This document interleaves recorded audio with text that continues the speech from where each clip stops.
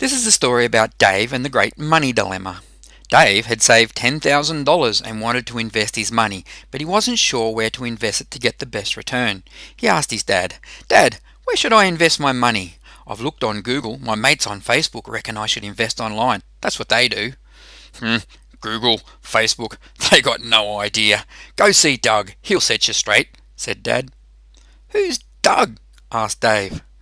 "Doug is my financial planner in town. He's a great bloke. When your mum ran off with the fencing contractor, Doug helped me get me super and me will all sorted. I can always talk to Doug when things go south." Dave thought for a minute. "Financial planner, eh? That sounds like an interesting job. Not sure you want to go down that burrow, mate." "Why not?" said Dave. "You reckon there's no future in farming?" "I saw Doug at the footy on Saturday. He says if he wants to keep his job, he's got to do more study. He says the rules have all changed, and now you need a university degree if you want to become a financial planner." Said Dave. "I'm no good at studying." "Yeah, mate. Just go see Doug. He'll set you straight." "Hi, Doug. I need some help investing me money." "Sure, Dave. How much money do you have to invest?" "I've got $10,000 saved," said Dave. "Well, Dave, that's quite a bit of money, and I'd love to help you, but I'm afraid I can't." "Why not?" asked Dave. "Well, there have been some fellas doing the wrong thing by their clients, so the government's come up with some rules to stop the bludgers from doing the wrong thing." "But why does that mean you can't help me?" said Dave. "Well, mate, if I give you advice, then I need to act in your best interest," which of course is fair enough. "And the rules say to act in your best interest, I have to spend a lot of time figuring out what your goals are, how you feel about losing money, are you okay taking a risk, and a whole bunch of other stuff. And then I have to make a 40-page report, and that would just cost too much money to do." "All that so you can help me invest $10,000? asked Dave. "Yeah, mate, it doesn't make a whole lot of sense, but that's what those crooked bludgers have done to the planning business," said Doug.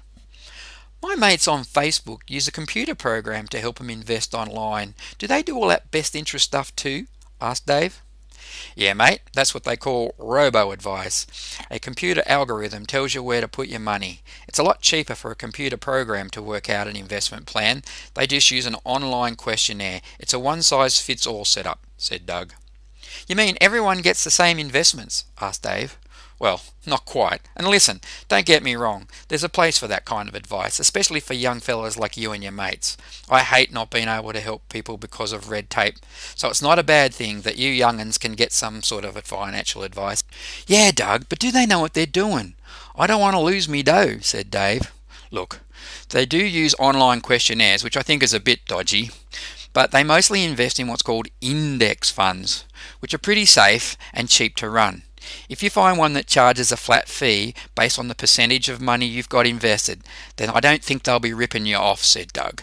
"Ripping me off?" said Dave. "Well, some robos are nothing but digital sales bots for their parent companies. But like human planners, some are dodgy, but that doesn't mean all of us are dodgy, and the same goes for robos. If the government only let flat fee percentage robos operate, I reckon they'd be doing service to blokes like you." "So do you reckon I should use a robo then, Doug?" asked Dave. "Yeah, it pains me to say, but if you can build up your account balance by using a robo and then come and see me when you have a bit more cash, then we can do some real serious planning and we can get you set up for your future and your retirement. I reckon that's the way to go." "Thanks, Doug. Dad was right. You are a great guy." "Thanks, Dave. I'm here to help. They tell me in the future robo-advice will be integrated with your bank accounts and your credit cards. They'll be able to provide some pretty amazing advice. But it's hard to beat talking to another bloke when the cow dung hits the fan. What do you reckon, Dave?" "I reckon you're right, Doug. I reckon one of those robo things wouldn't understand it all the way you would."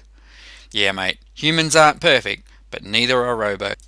And they all lived happily ever after. The end.